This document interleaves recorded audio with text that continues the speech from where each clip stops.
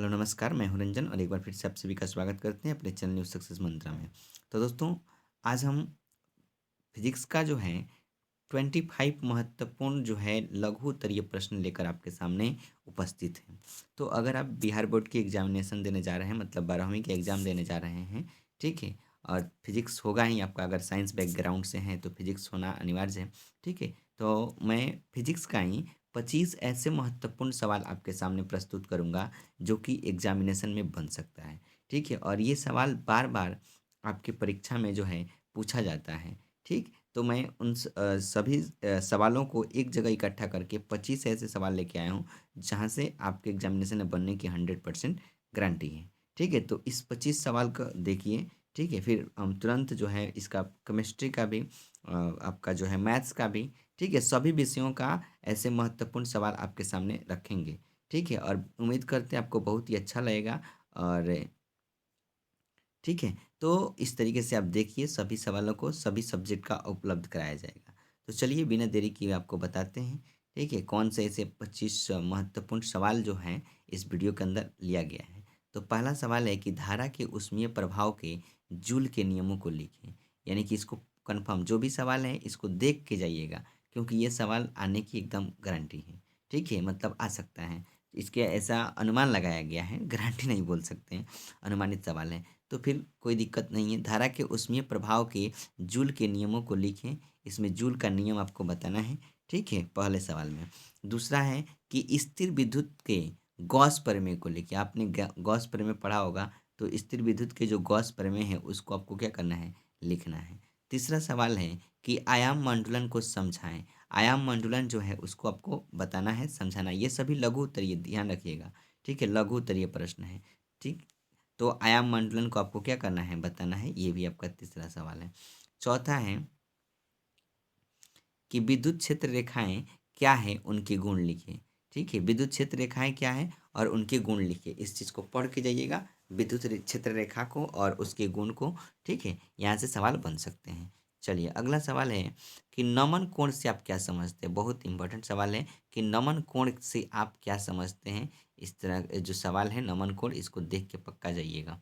चलिए अगला सवाल है कि एसआई मात्रक के साथ संधारित्र की धारिता को समझाएं। ठीक है, एसआई मात्रा के साथ संधारित्र की जो धारिता है उसको आपको क्या करना है, बताना है। तो ये भी सवाल आपके एग्जामिनेशन में बन सकता है। इसको देख के जाइएगा, समझ के जाइएगा। मतलब हमने जो 25 सवाल रखा है, एकदम इम्पोर्टेंट सवाल है, पिछले कई बार एग्जामिनेशन में पूछा हुआ सवाल है, तो इसको इग्नोर नहीं करेंगे। पूर्ण वीडियो को देखिए और 25 सवाल को नोट कीजिए। हो सकता है एक दो दिन में आपके सभी सवालों का आंसर भी आपके पास उपलब्ध करा दिया जाए, ठीक है। तो बहुत बढ़िया से तरीके से इसको देख के जाइएगा एग्जामिनेशन में। चलिए सातवां जो सवाल है वो कह रहा है कि कार्बन प्रतिरोध का कलर कोड से आप क्या समझते हैं।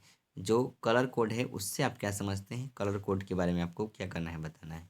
पृथ्वी के चुंबकीय तत्वों को समझाएं। बहुत बढ़िया सवाल कि पृथ्वी के चुंबकीय तत्व जो है उस तत्व को क्या करना है, आपको समझाना है। पृथ्वी के चुंबकीय तत्व को समझाएं। अगला है कि नाभिकीय बंधन ऊर्जा को समझाएं। ठीक है, ये सवाल है 9 नंबर की नाभिकीय बंधन ऊर्जा को समझाएं। इसको आपको क्या करना है, बताना है। चलिए 10 नंबर जो सवाल है इसमें बोला है कि एंड गेट को बताएं। मतलब एंड गेट जो होता है, एंड गेट, नॉन गेट, ठीक है, इस तरह के जो भी गेट होते हैं, तो इस सब गेट को क्या करना है, आपको समझाना है। चलिए अगला सवाल है आवेश संरक्षण का सिद्धांत क्या है। एकदम बढ़िया सवाल है, आवेश संरक्षण का सिद्धांत आपको बताना है। तीसरा है कि विद्युत आवेश के गुणों को लिखें। सॉरी 12 नंबर सवाल है कि विद्युत आवेश के गुणों को लिखें। चलिए 13 नंबर सवाल है लेंज का नियम लिखें। लेंज का जो नियम है उसको आपको क्या करना है, लिखना है। यानी कि उसको देख के जाना है, याद करके जाना है, ठीक। चलिए अगला जो 14 नंबर है वो उसमें बोला है कि ऊंचाई ट्रांसफार्मर का उपयोग बताएं।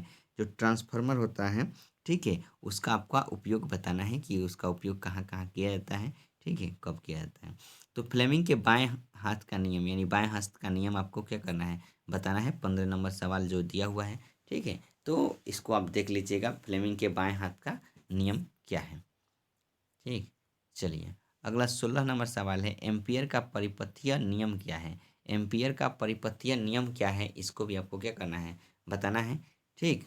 चलिए अगला सवाल है दो संधारित्रों के समानांतर संयोजन के लिए समतुल्य धारिता का व्यंजक प्राप्त करें। दो संधारित्रों के समानांतर संयोजन के लिए समतुल्य धारिता का व्यंजक प्राप्त करें। इसको आपको बताना है। 17 नंबर क्वेश्चन है। इसको पढ़ के जाइएगा, समझ के जाइएगा, देख के जाइएगा। चलिए, अगला है कि विद्युत चुंबकीय तरंग की मुख्य विशेषताओं को लिखें। यानी विद्युत चुंबकीय तरंग की जो मुख्य विशेषता है उसको आपको क्या करना है, बताना है। ठीक, चलिए, अगला है कि एन टाइप एवं पी टाइप अर्धचालक में अंतर स्पष्ट करें। यानी ये एन टाइप का अर्धचालक और पी टाइप का अर्धचालक, इन दोनों के बीच क्या करना है, आपको अंतर बताना है। ठीक है, चलिए 20 नंबर सवाल है कि नाभिकीय रिएक्टर में मंदक, शीतलक एवं नियंत्रक छड़ के उपयोग को लिखिए। एकदम मस्ट इंपॉर्टेंट सवाल है, पक्का यहाँ से सवाल देखने को मिलेगा कि नाभिकीय रिएक्टर में जो मंदक है, शीतलक है, नियंत्रक छड़ है, इसके उपयोग को लिखिए कि नाभिकीय रिएक्टर में मंदक का क्या उपयोग है, शीतलक का क्या उपयोग है, नियंत्रक जो छड़ होती हैं उनका क्या उपयोग है, इसको आपको क्या करना है, बताना है। ये भी आपका बढ़िया सवाल है। प्रकाश के प्रकीर्णन से आप क्या समझते हैं? प्रकाश के प्रकीर्णन से आप क्या समझते हैं, इसको देख लीजिएगा। ठीक है, बढ़िया सवाल है।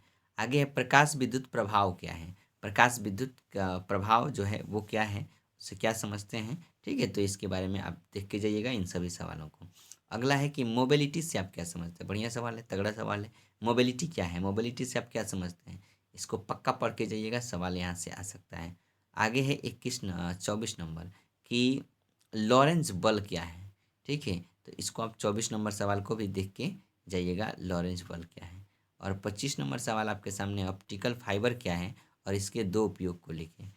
ऑप्टिकल फाइबर जो है ना, उसको देख लीजिएगा बढ़िया से, जिसको हम लोग सही हिंदी में, सॉरी, हिंदी में जो है प्रकाश तंतु कहते हैं। ऑप्टिकल फाइबर क्या है, इसके दो उपयोग को क्या करना है, आपको लिखना है। तो इस तरीके से टोटल 25 क्वेश्चन हम ले रखे हैं। फिजिक्स का महत्वपूर्ण 25 सवाल, इसको देख लीजिएगा, सभी को पढ़ लीजिएगा। यहाँ से इसमें से एकदम सवाल आना ही आना है। ठीक है, तो इस पूरे को देख लीजिएगा बढ़िया से और सभी को तैयार कर लीजिए। क्वेश्चन लिखिए और अपने नोटबुक में क्वेश्चन लिखिए, उसका आंसर देख के आंसर लिखिए। ठीक है, और इसको बढ़िया से तैयार कर लीजिए ताकि आपको एग्जामिनेशन में कोई दिक्कत ना हो। यहाँ से पक्का सवाल बनने की गारंटी है, क्योंकि यहाँ से 25 सवाल हमने एकदम महत्वपूर्ण 25 सवाल आपके सामने रखे हुए हैं। तो चलिए, फिर मिलते हैं हम लोग नेक्स्ट वीडियो में। तब तक के लिए अपना ख्याल रखिए, पढ़ते रहिए, मुस्कुराते रहिए। Thank you.